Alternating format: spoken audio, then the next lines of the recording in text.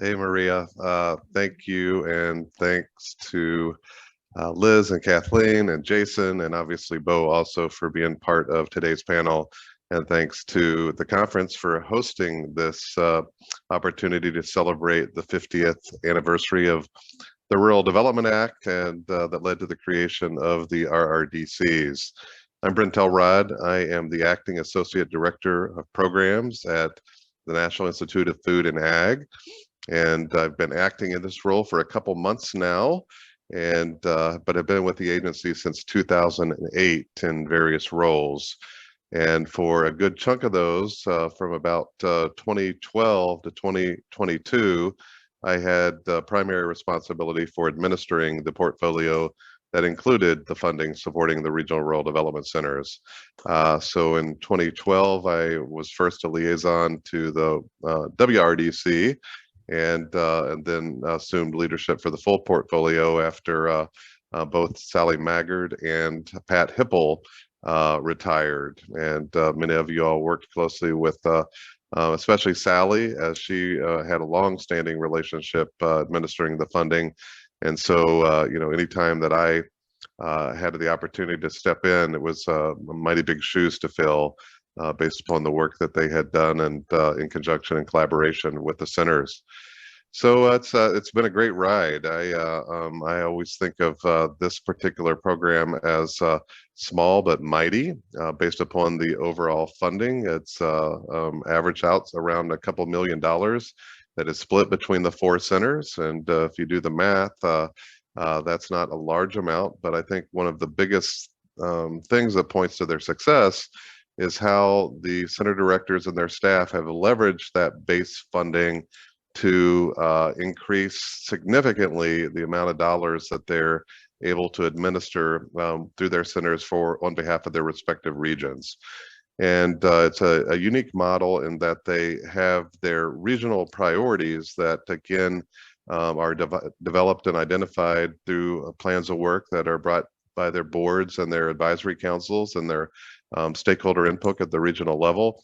But then they also look at where they have subject matter expertise, interest, and regional awareness to be able to also take on national initiatives. And so in those instances, we've been able to leverage the base federal funding to identify interagency partnerships that include agencies within the department, like Farm Service Agency, but also outside of USDA and Department of Health and Human Services. We had a long-standing relationship that led to some of the early work around behavioral health, and which also spawned our ability to support the Farm and Ranch Stress Assistance Network through the Farm Bill authorization and appropriation at $10 million annually. So again, small but mighty, taking those federal dollars and then being able to launch key initiatives that have been able to spread out beyond. I just want to remind folks again, as you hear the results of the listening session, as we think forwardly, and I might be skipping ahead of you, Maria, here to the future, but I just want to make sure to do a plug that NIFA is going to be doing a national stakeholder listening session in the fall. Dates to be determined. Look for a Federal Register notice, hopefully before the end of this month, with dates sometime October, November.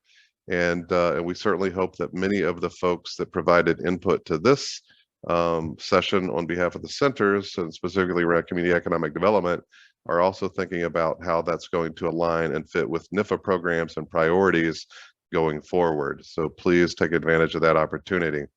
And also, as you identify those priorities, and certainly our partners in the land grant system and non-governmental organizations, as they look at funding opportunities to NIFA and develop their needs statement, this is going to be a good resource document for folks to cite as they request funding according to various priority interests within the agency.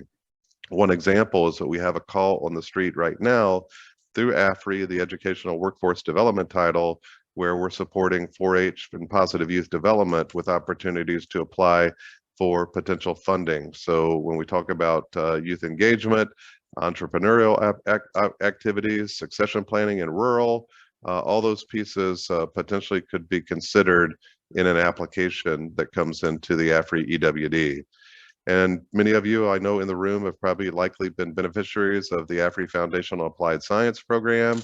And so some of our fiscal year 22 announcements are wrapping up and we're in panel, but our fiscal year 23 announcements are getting ready to hit the street. And we encourage you to look at those, reach out to your program officers and talk about your ideas, put your teams together, and consider including the RRDCs as a partner in your application. All right, I'll pause there and throw it over to Bo. Thanks, Brent. Bo? Hey, good afternoon, or whatever, I guess, whatever time zone you're in. I'm Bo Ballou, Professor Emeritus in the Department of Agricultural Economics at Purdue University. But I've been invited maybe to be a voice for the past, I guess, in a way. Look at the title of this session.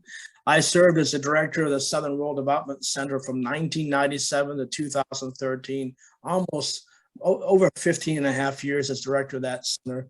And I believe I'm the longest standing center director of the Southern Center since its establishment. So I'm very, very pleased to be able to be with you.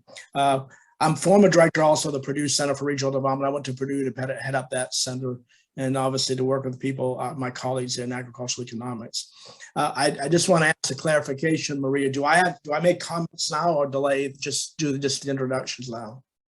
You can just do introductions now, but since we're going to start with the comments, you can probably go ahead and start off. Okay, let me. I thought what I would do is maybe give you a couple of highlights about what I saw when I came to the SRDC, things we try to do to really make it even more impactful, and a few comments about what we as the four centers did to really position ourselves for success, growth and success over the time, at least I was with one of the regional center directors. Let me first say that when I went to Mississippi State, which is weirdly, and by the way, as a side note, SRDC is the only center that has never left that university. We've been at Mississippi State University from its inception, and it's probably the only center that can say that. So it's really quite, it's incredible that one institution has hosted that center for that long. And when I came to SRDC, it's hard to believe, but I got there when we were celebrating our 25th anniversary. So don't tell me where I have no idea where those 25 years went. Maybe looking at me, you can tell where they went, but I can't tell. It went way too fast for me. But when I came there, all four centers are directed by a board of directors. You know that, I think. And these are constituted of administrators or directors from the land grant, from the experiment station, and from extension, and then some external partners. This title of this session is on collaboration. What was missing at the SRDC at the time I came on is that we had no voice for faculty, no formal voice for faculty and other professionals who are engaged in research and extension work. So what we did is we created a technical and operational advisory committee, a 15-person committee designed to be constituted primarily of faculty and extension professionals, as well as some external partners with whom we were working.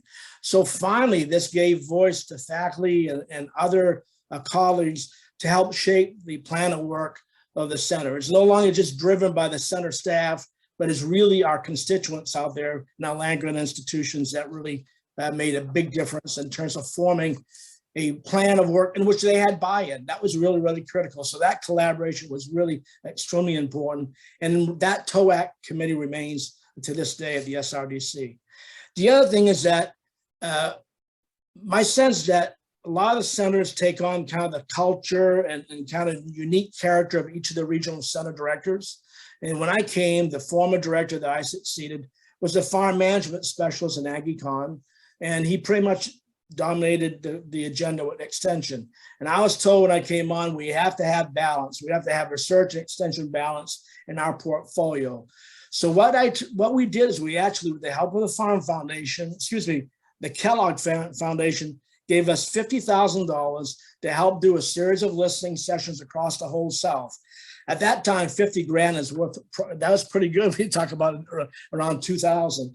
We actually provided funding to each of our land grant institutions in the South, or each state, all 13 of them. And by the way, SRDC has 29 land grant institutions, 15, 1862, and 14, 1890. We funded each state to have a series of listening sessions.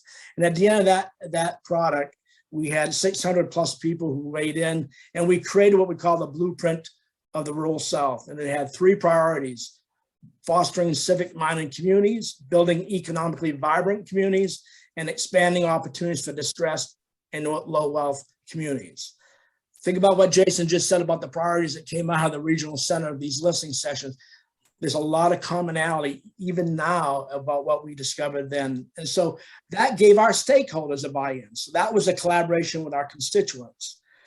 The third thing is how do we enhance the capacity of our land grant institutions to do community development work? Maria, when I came to the SRDC, we were envious of the North Central region because virtually every land grant institution had a community development presence.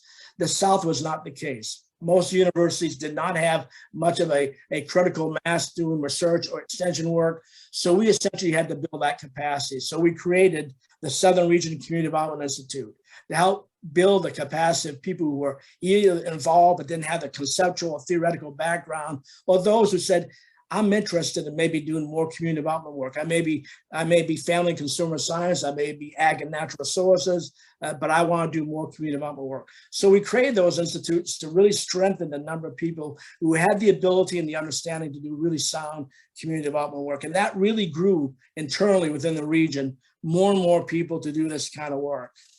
The next challenge we had as 4 regional centers is funding.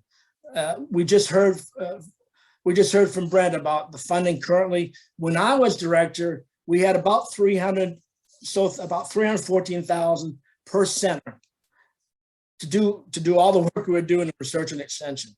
That actually was cut after the Congress cut a number of programs, 10% plus another across the board, and our funding dwindled to around 238,000. Just think about how you can get any work done of any consequence with that meager amount of budget.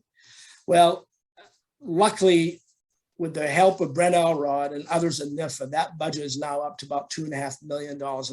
And unfortunately, I left just prior to doing this. And I told Brent yesterday, I don't know if there's a causal relationship here, get rid of Bo and our budget will double or not, but I'm envious. I'm so glad the regional centers have had that funding. But nevertheless, my colleagues, and that includes Stefan, who's here, Don Albrecht, Scott Loveridge, we decided we had to be better at getting more money. And we can't do that by just planning on NIFA being the primary driver of our budget. So we said we had to go ahead and find ways to get extra more funding. So we did that. We reached out to a number of different agencies, rural development, the FEMA, the National Telecommunications Information Administration. ERS was critical. We had other foundations. I got funding from the Walton Family Foundation, the Farm Foundation, the Ford Foundation. And what happened in time is that we saw an incremental increase in our extramural funding. And as the SRDC is an example, just FYI, in 2000, about 3 years after I got there, we had about 342,000 in extramural funding. That grew to about 824,000 by 2002, 1.2 million by 2005, 1.63 million by 2010, and 2.67 million by 2011. So what we were doing at SRDC was also being replicated in all the other centers who are really being much more proactive in finding collaboration, partnerships with all these key entities, not only government, but non-government philanthropic organizations. I got 2 more things here, Maria. That we realized we had to be seen and heard in Washington, D.C. And I think my colleagues, I know Stefan will remember this, we had to do more to get in the faces of people, to get to know them, and this included key committees like the Agricultural Committee, but as well as congressional staffers from the states in which the 4 centers were located. So we'd go there literally quarterly, get to meet these people, Brandon, his colleagues prior to that, Sally Maggard, was instrumental in connecting us to other agencies that we need to work with. That kind of work really paid off to be able to be understood by people who really said, I'm not sure what the Regional Rural Development Center is all about. Well, now we really help, quote, educate them, not lobby them, educate them about the Regional Rural Development Centers. And that was really, really quite helpful in giving us more visibility in Washington.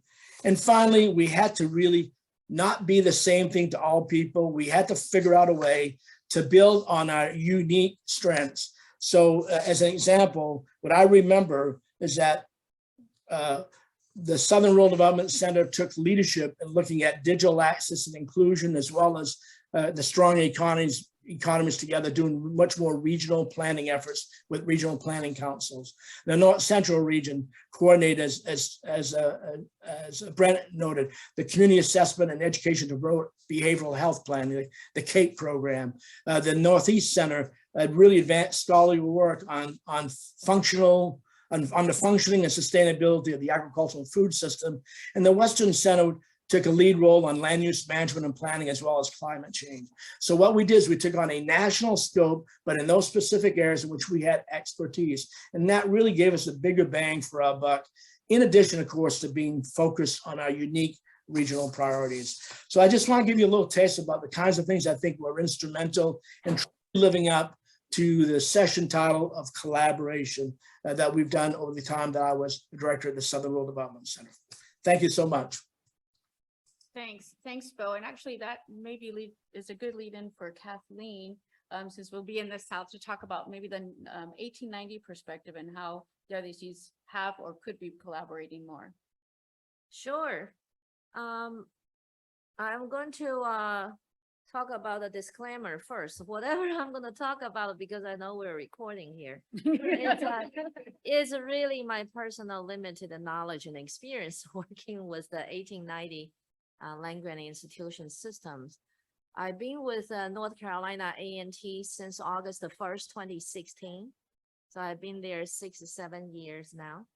And then prior to that, I was always the 1862 land-grant institution. And I have some experience working with 1994 land-grant after my position was North Carolina A&T. So I realized that the 4 rural development centers offer a wide variety of activities, opportunities, and programs to support research, teaching, extension, and outreach development. What is common across the 1890 land grant is we focus on a different kind of clientele, if you said that way. Most of our people we work with are communities of color, people with limited resource, and then women, veterans. We work with a whole wide range, and including the indigenous communities across different area, different regions. Now, when we look at the programming, even though the issues are the same, basically we're dealing with the same issues across the country. As Bo said, probably over 20, 30 years, the issues are still here. Poverty, food insecurity, work development, and entrepreneurship innovation. And right now we have a new challenge, but we did not have 20 some years ago, is the broadband access, for a lot of rural communities, even for urban communities, don't have broadband access. For a lot of places I go, my phone doesn't even work. It doesn't matter how smart the phone is. We call it a smartphone. If there's no signal, it's not going to get really smart. So the 4 rural development centers have really stepped up to advocate and help people to convene and to seek collaborative opportunities to create new solutions for old problems. What could be done better, just based on, again, my personal experience working with different colleagues in different areas across the country, is a better way to convene the cohort, because 1890 land-grant system, our faculty members, staff member are really dealing with different kind of challenges. Our resource, you talk about resource limitation, our resource is really, really very, very limited. But our faculty staff workload is very, very, very high. We focus on heavy duty teaching and then administrative kind of jobs. So people really have a hard time to understand how much more they could do, even if they want to, if you understand what I'm talking about. So when the Rural Development Center had different calls, different opportunities opening up for different kind of project collaboration, we want to contribute, but then people really have to step back to think about, well, what else I need to do first to get into new opportunities. So that becomes a really significant barrier for people to participate. And I also like to encourage the Rural Development Center folks to come to the 1890 and the 1894 convening opportunities. For example, we have different directors. We have an 1890 foundation. That will be a great way to have a open dialogue with our foundation staff members to see how we could coordinate better in different kind of communication method. And then we have our own ARD, Agriculture Research Directors Conference every other year. And right now, there is the Agriculture Extension System Conference going on in Orlando, Florida, that really conflicts with this conference. So when people ask me, hey, Dahlia, why don't you come to Orlando to say a few words? I said, well, I got to come to Anaheim, California to say a few words. This is really challenging. So maybe we could work with NIFA and the major professional associations to coordinate better how we could get these opportunities more open up for different type of institutions. Because I have colleagues here from 1890 land grant too. They were telling me the same thing. They said, I only have $500. And I'm telling you the truth. Most of our faculties don't even have sufficient travel funds. And when they have to make a choice, they got to choose the ones that will fulfill the priority of their career advancement. So a Rural Development Center could do a little bit more creative convening and innovative opportunities. You talk about entrepreneurship. So I think this is where we can really put our heads together to think about different ways that when people are together, it's easier for people to have a conversation. When we are in our own institution, it's very hard to get people to meet, even via Zoom. You know how many people told me, I don't want to do one more Zoom meeting. People are really tired and stressed out at this point. So that's just my limited take on what kind of stuff we could do together. Thank you, Kathleen. That's great. And that's actually where John, the director of the Southern Center, and Michael Wilkes, the associate director of the NCRCRD, are right now. It's a few different to be here, so we have to split up. Next, I guess we'll just keep it in the room. And Liz, do you want to go ahead and say a few words about collaboration with the ERS and some things you think we could or could not do work together? Okay. So I'll also put a disclaimer here. 2 disclaimers, okay? My opinions are not the opinions of the USDA ERS and do not mean anything for policy. Okay, good. That's what I had to put on my slides yesterday. So that's that disclaimer. The other disclaimer is, even though I've had a lot of contact with the RRDCs, I'm still really early on in my career. So I can't give you insights based on years and years of knowledge. I can just give you some insights based on what I've observed. So I was really thinking about this, and ERS, we're a federal statistical agency, which means we have a national focus, and we really focus on descriptive and statistically rigorous research. And then we've also got a couple of really cool, useful data products that we put together as well. And for us, in terms of working with the RRDCs, I did take a very limited poll, AKA I talked with one other person who's been in the agency a little bit longer. And the big thing that I got from talking with him is that the connection between the ERS liaisons and the RRDCs has really been an information sharing thing. It's been a networking thing. He's learned a lot more about how people are interacting, and he's met quite a few people. But the other thing that we get from this is that we get a better understanding of the issues and challenges that each region is facing. Because, you know, if I'm based in Kansas City, if somebody's based in DC, we don't get out to see what's going on in those different areas. We've got ideas of things that might be happening, but we can kind of get a better idea of what's going on by seeing what's important in those particular regions.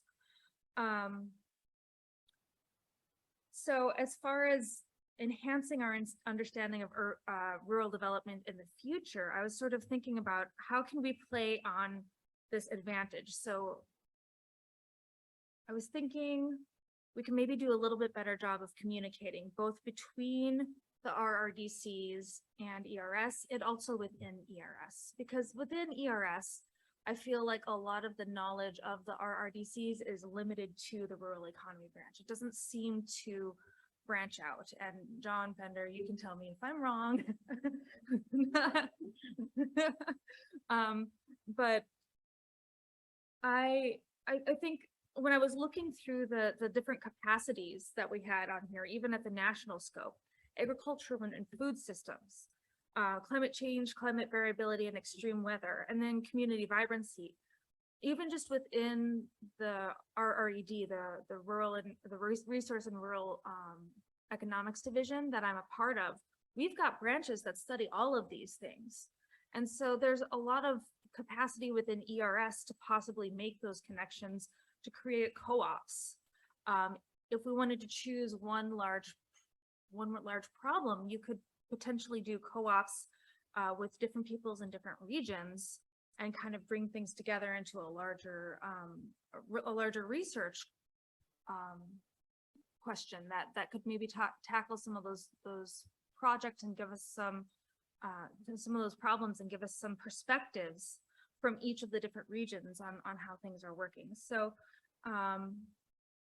those were kind of the thoughts that came to mind when I was thinking about the relationship and how we're kind of sharing information and what we could do in the future.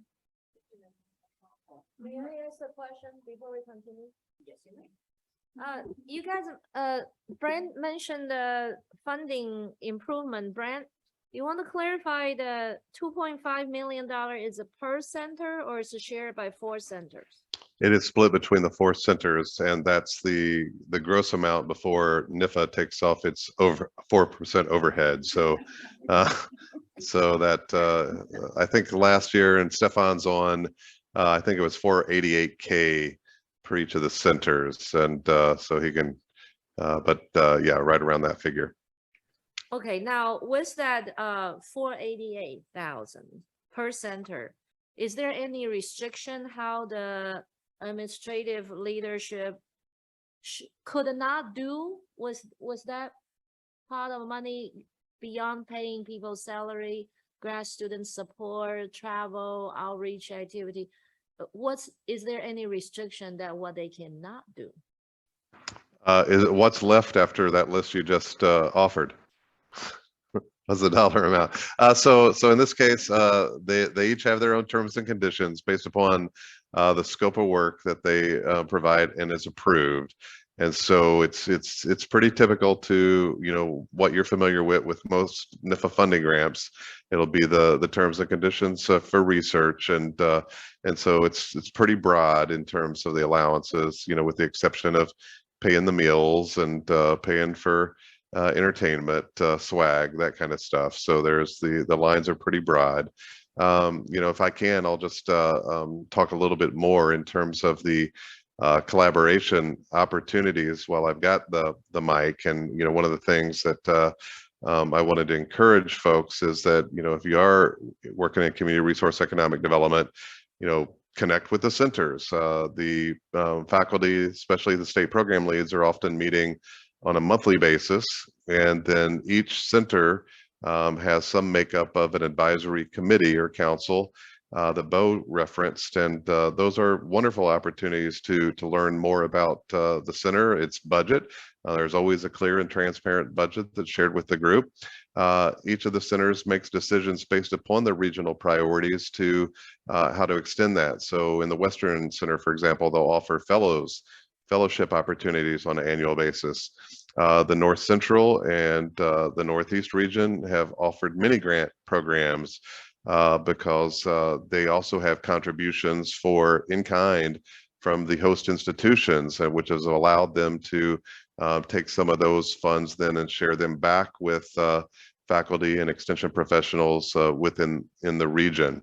So those opportunities present, and again, from those advisory committees, you're hearing from not just the immediate resource group, but also other non-governmental organizations or government liaisons that are also participating and sharing ideas about what should be included in those future plans of work, which leads to subsequent submissions to AFRI programs. You know, the Southern Center most recently bubbled up the idea of working on heirs property.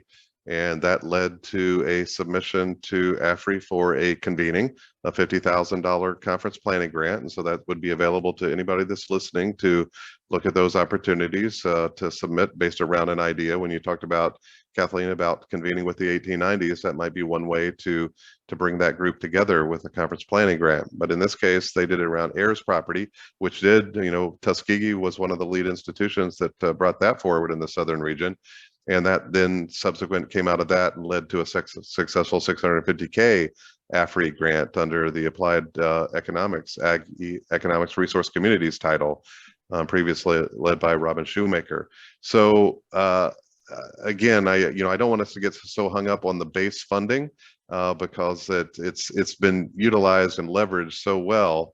Doesn't mean that we shouldn't continue to encourage stakeholders that are interested in this area to support increases, but the overall number, I think Bo was saying it exceeded 2 million on some years as the Southern Center leveraged funding from USDA Rural Development to support stronger economies together. And I think maybe that was Ready Community also got funding. So lots of ways there, and I'll yield back to Mike.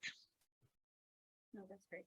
So, I mean, I can give you some examples of how the North Central does some of this. So we have an advisory council that it's new from when we moved the center, and we used our advisory team, which is faculty and extension staff. And we also actually included in our advisory council a program leader from each of the 4 program areas. Because one thing I noticed when I got the North Central Center was that it was very community development focused, which is a core strength of the North Central region, but that we needed more input from 4-H. We call it HHS at Purdue, but Consumer and Family Sciences and A&R, that we're a rural development center. And so we need all the program areas to be working together to think about rural development in a holistic way. And that's one of the ways that we put in our advisory team. And we use them to actually then look at the survey that we developed for data that is North Central focused household survey that will then be available to faculty and staff to use for free. So one of the barriers, right, because one of the barriers to be able to, if you have a less capacity, is data, and data can be expensive. So one thing we can do as a center is collect the data and then make it available to faculty and staff. And, you know, I say faculty because I'm used to faculty and extension and staff that can then use the data to either do preliminary analysis or write papers or any of those things to reduce the barriers and increase the capacity in our region. So that's kind of how we were like trying to put those together to kind of increase capacity building. Not that it's about the NCRCRD, but just an example of how we use some of those funds. So I guess I would ask all of you, well, actually, before I ask any questions, are there any questions from the audience to the panel or Jason actually about the listening sessions? Yes. John Pender with ERS, and I'm a liaison with the Southern Rural Development Center for a while since Bo was there actually. And I should start with a caveat. I'm just going to ditto Liz's caveat, you know, that I always speak for myself. But for myself, you know, I've been in a liaison for quite a while, and I I just confess that I have a hard time, usually I'm like when I'm around other researchers and so on, I can often think of ideas for projects to collaborate on and so on. I've done a pretty good job, I think of being able to raise money within ERS to support projects, but I just feel a bit puzzled that when I go to SRDC meetings, maybe it's because I'm in board meetings rather than, liaison with the board and not on the TOA, the committee, which is maybe where I might find something more interesting to talk about. We are talking about research. So it's a long-winded way of saying, like, I'm trying to think of better ways to facilitate collaboration.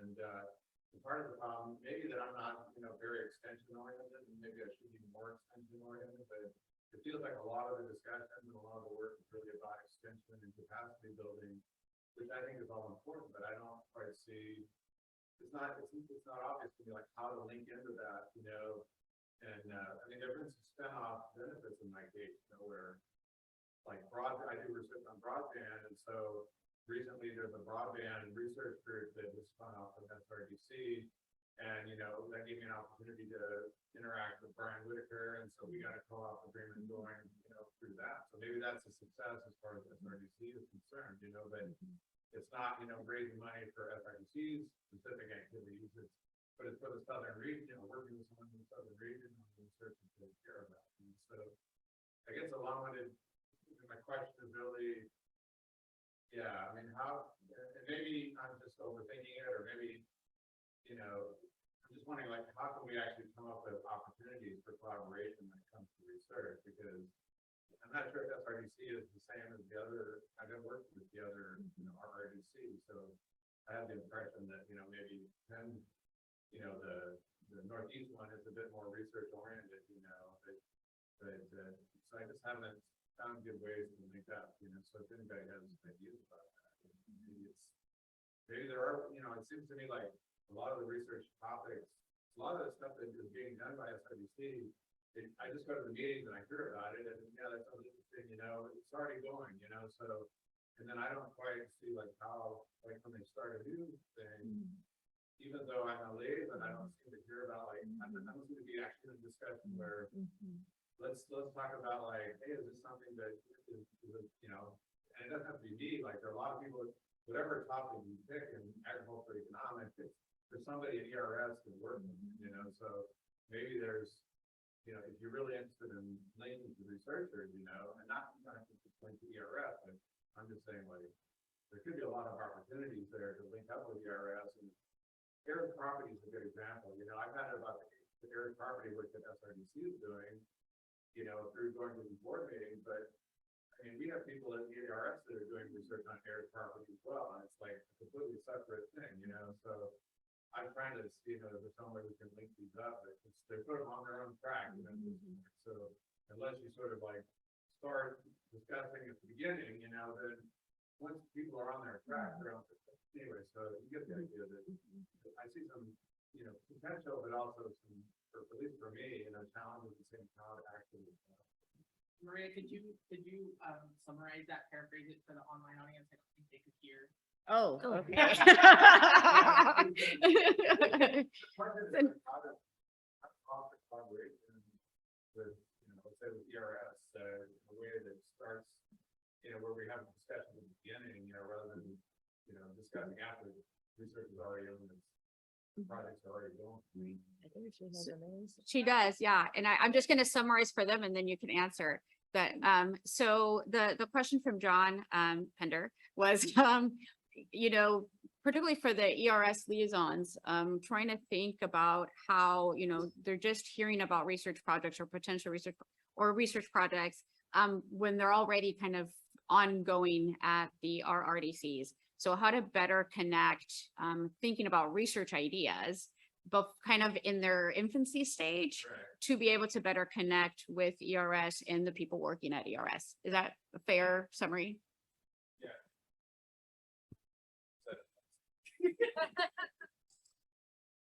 Okay, I'm going to try to respond. This is Heather Stevens. I'm actually the chair of the Technical Advisory Council for the Northeast Center. And I think that the Technical Advisory Council is the place where the discussion of priorities is set for this, at least at our center. And so to answer John's question, I think that perhaps the ERS liaison should sit in on those meetings and hear what is being discussed. We have chair calls every month, and we have the Technical Advisory Council meets every few months virtually in between our big meetings. And so there's where we're giving updates on what we're working on, what the center's working on. And I think it would be maybe that's a place where ERS reps should be at least sitting in so that they are aware and they can say, hey, ERS is doing this. Let's talk more about it offline. So with that, I'll turn it back over. Can I just chime in quickly? Sorry. And Yeah, thank you for that, Heather. please. This is Stefan.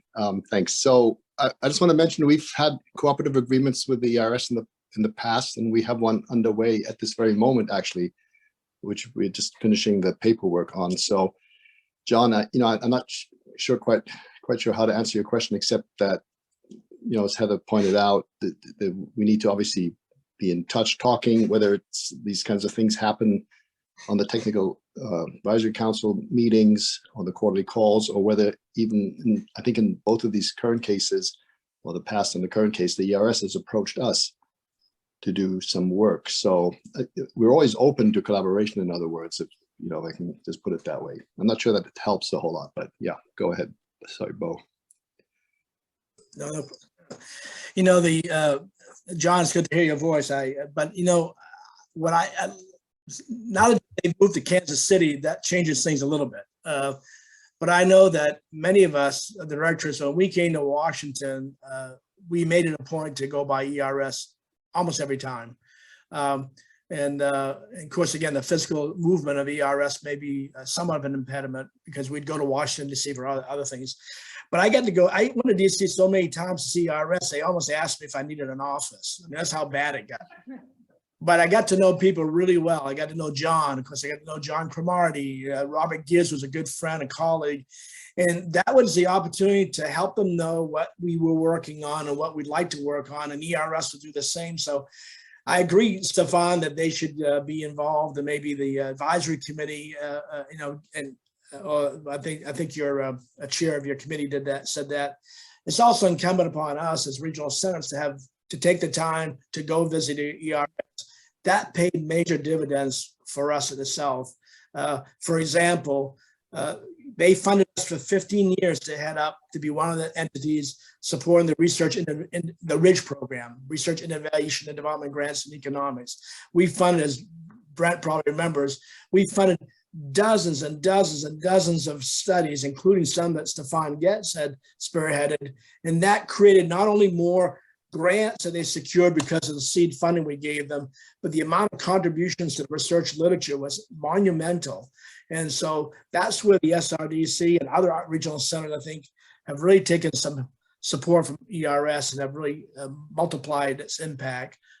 So just an example, I just think being there, letting them know constantly about what you're working on, really, sometimes it's just being in the right place at the right time. So just an FYI, just a thought from me on that relationship with ERS. Very, very valuable one.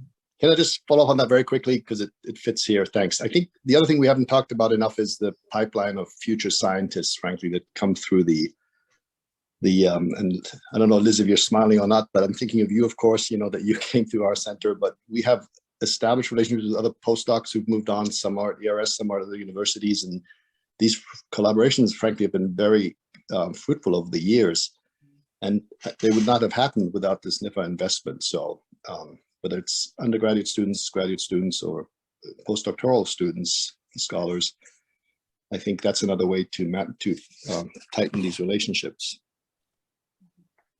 This is Brent. I'll just piggyback on that. And staff, Sarah Rocker, of course, was at the Northeast Regional Center before joining the NIFA staff, and she is now administering the portfolio from our agency.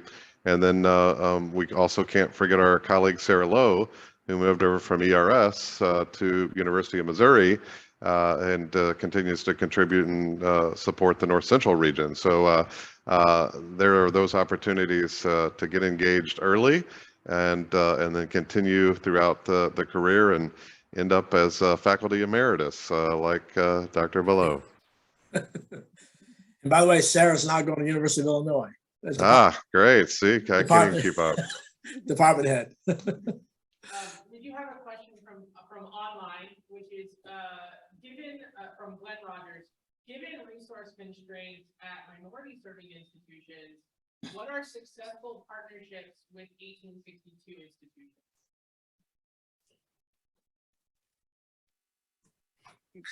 I'll be glad to take a stab at that, Marie, if that's okay. At least when I was there, that was a really critical issue about the fact that we had to build a stronger relationship between the 1862 and 1890s. So part of it was really getting them involved. And again, that training institute that we organized, we tried to provide support to 1890s. Second thing we did is we started a program called Turning the Tide on Poverty. We got funding from the Farm Foundation to help support work in low-income communities across the South. And we worked closely with our 1890s to help support that initiative. They were actively involved in that work. And of course, we also did organize the CRENET 37, which is really an effort to try to work on issues affecting Latino population in the South. And many of our 1890 extension colleagues were involved in that. Some of them from, North Carolina A&T had a big presence with that CRENET 37 effort. That's just kind of things that popped to my mind immediately that we try to do. And let me say one more thing. We didn't do seed funding when I came not because I didn't have any problem with it. We decided to use our meager money, little money we have, to bring people together to work on large projects, so big initiatives. And we had special money set aside for the 1890 community to come together, build a critical mass of people in research and extension working collaboratively on the projects that we funded. So that was some of the things I remember from my days at the SRDC. One of the things that the North Central Center is doing currently is we actually have a fellow. We also have fellowships. We have a fellow that's working on increasing and facilitating relationships between the 1994s and the 1862s. The North Central region has 20 1994 land grant institutions in its region. And so we are hosting a post-conference at Falcon that really thinks about research, teaching, and extension and facilitating and making those establishing relationships, making those that are there stronger. And that's something that's we're continuing to do because it is a kind of building trust and continuing those relationships and not just being a one-off of, okay, hi, and then, we kind of disappear. So we're trying to continue to build those relationships. Oh, Stepan? Yes, thank you. Can I just have two other examples, and I didn't fully hear the question, but I think it was about 1890 collaborations, right? With the okay. So one of our projects was a $5 million enhancing food security project in the Northeast, Brent, you might remember. And I'll never forget how the educator or the dean at the research dean at one of the 1890 schools, we had 1890 partners, but we also had Ivy Leagues. We had Columbia University in there. We had Johns Hopkins University in there. And I remember, I'll never forget how the associate dean for extension said, it's not every day that one of my educators gets to talk with faculty from Columbia University and Johns Hopkins University, right? And there were also people from Cornell on the project. So it was a true collaboration across not just the land grants in 1890s and 1860s, but also some of these quote unquote prestigious universities. And we also participated in a capacity building grant with Tennessee State and then our 3 Northeast 1890 schools a few years ago. And that collaboration came about really because the 1890 faculty member was on our technical advisory committee. And that's how the collaboration started and eventually led to a grant that was funded. And I'm going to have Kathleen. Sure. You guys all share great examples, and many of these examples that I have participated or in the process in a team aspect. But I'm gonna say a few words just to remind us that these kind of connections, or like John mentioned, how to get a better connection for government agencies to understand the topics at the initial stage instead of hearing it after people started doing something. It's a reciprocal relationship. Because if you don't serve on the technical advisory board, if you're not in the inner circle, we don't know what is going on. And I'm saying this on behalf of all of my colleagues, staff, that they probably did not share their voices very often. So I just want us to be mindful. The equity and the inclusion issues goes way beyond serving on the technical advisory board or the board, whatever the board that you have, or the kind of a research, teaching, education project that individually knows how to connect. There's a much bigger, broader audience. Individually, they don't know what rural development center is about. So there's still a lot of things we need to do, and we appreciate all the directors that serve the rural development centers in the past and currently. You guys really went above and beyond to look for opportunities and then finding the individuals to create opportunities.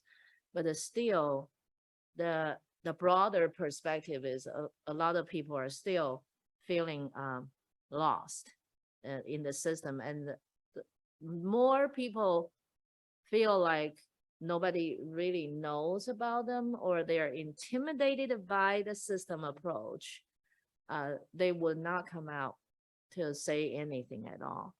So my recommendation, I wrote down little things here that we could make a baby steps.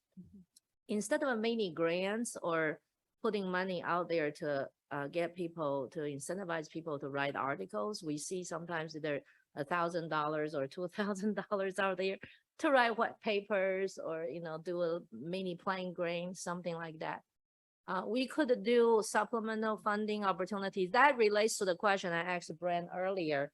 What is the restriction of the funding for the center administrators to distribute?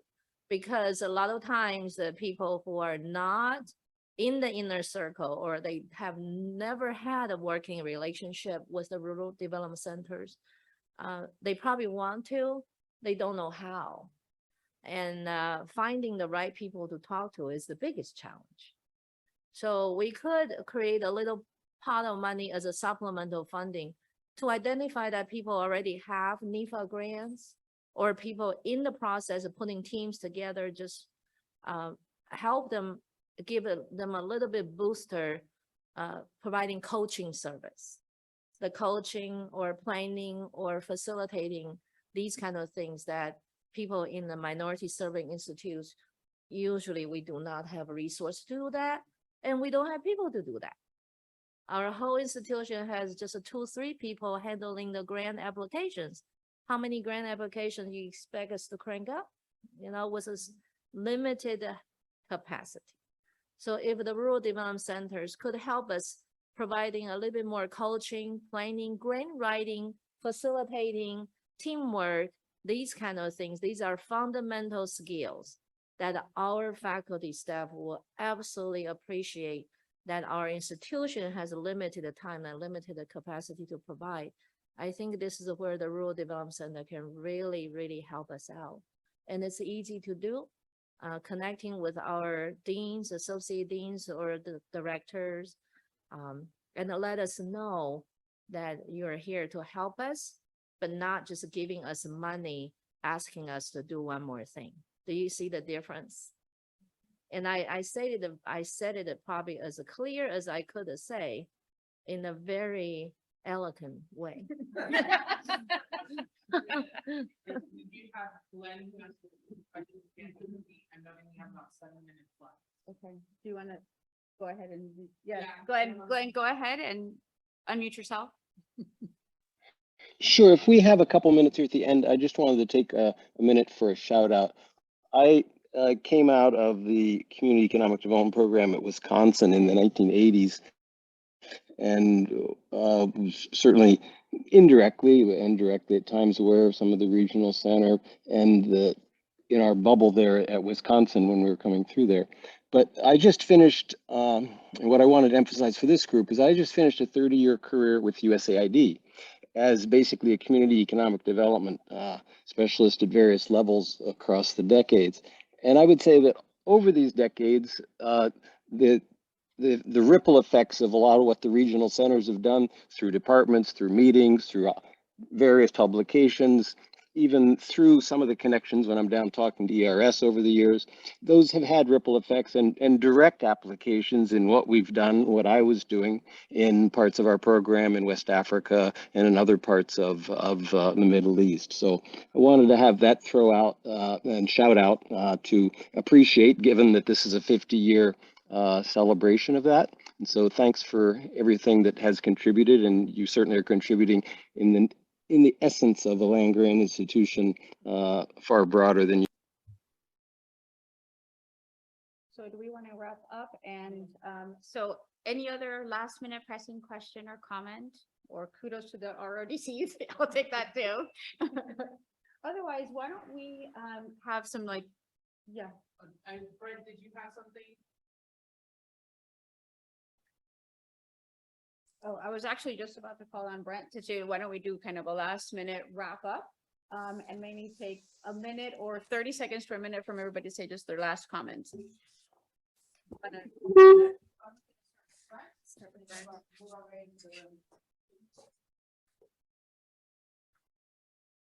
Okay.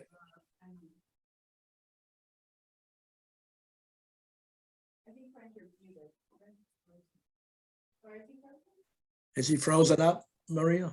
Oh, no, I couldn't hear her. I couldn't hear anything. Oh, yeah, I think she wants final comments for you. So Wrap up, thanks. right? Each of us, I think. I saw the mic go over to Liz, and so I was all ears.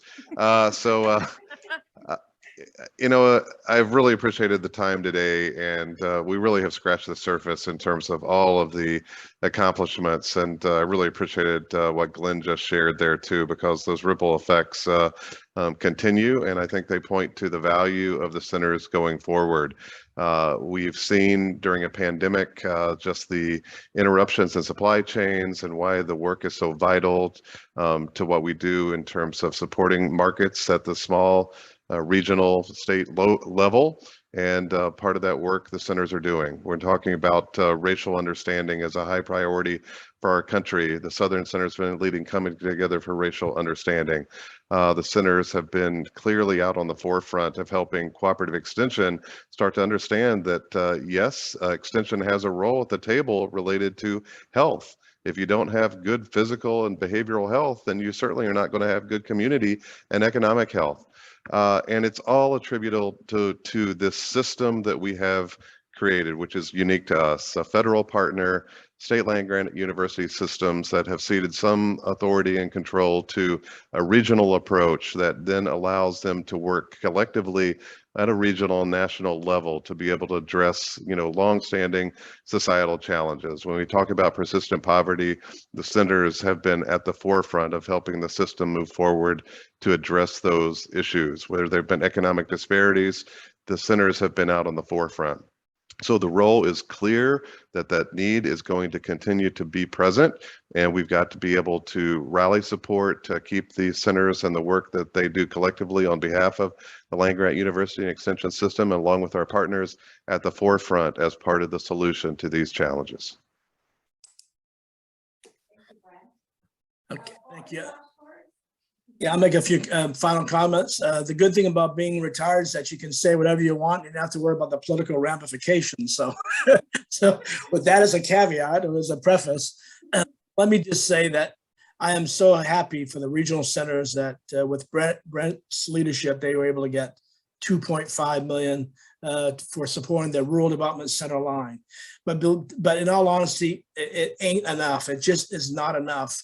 That when you think about the mission of the regional centers and the kind of a number of land grant institutions with whom they have to work, having about $500,000 or less, about $500,000 per center is not sufficient. So my hope is that there can be continued growth in the regional rural development center funding line. That's something that's critical. I think that we have a current administration. I'm not being political here, but it seems to me that the Biden administration has at least some affinity about rural development and economic development and thinking about broadband and whatnot. There's some things that centers are doing that just a perfect fit for where the leadership at the national level, at least within the administration, is really trying to move the country. Our RDCs have a big role to play. Second of all, I'm going to be a little bit critical. I think the land grant universities have somewhat failed us too, because the amount of investments being made in rural and regional development by our land grant institutions has not grown. In some cases, it's actually shrunk.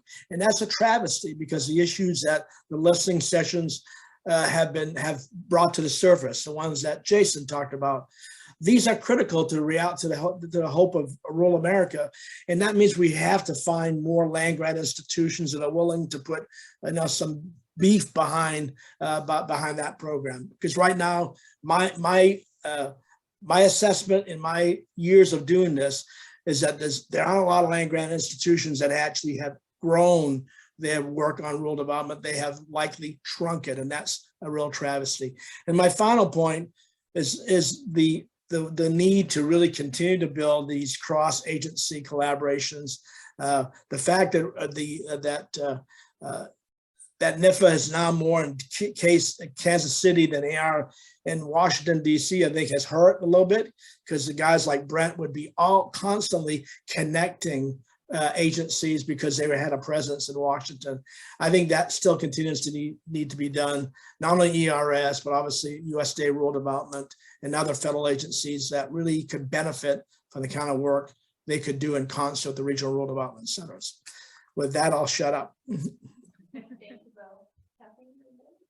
Okay, I can go next. The first thing that came to mind when Maria asked for final thoughts is how grateful that I have been able to be involved with the RRDCs throughout my academic career. It's really given me a place to grow as a researcher and be able to do the type of research that I want to do. So I just want to say thank you to everybody for, investing the time and effort into, investing in me as a researcher, basically.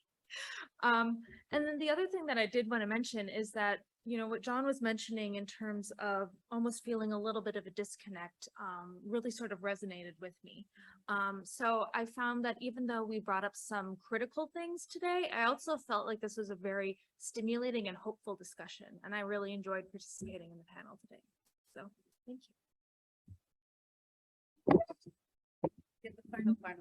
I'm not gonna say too much. I just want to detail everybody said earlier, appreciating the effort between the USDA, NIFA, and the 4 Rural Development Center under various leaderships, and your confidence and your belief that we could move forward to strengthen the land grant institution, identify our new niche, new priorities, solving old problems, but finding new ways for people to work together and really break the barriers to create more opportunities that we can all benefit from. So thank you very much. Perfect way to end. Thank you all for coming to the session and celebrating with us. We appreciate it.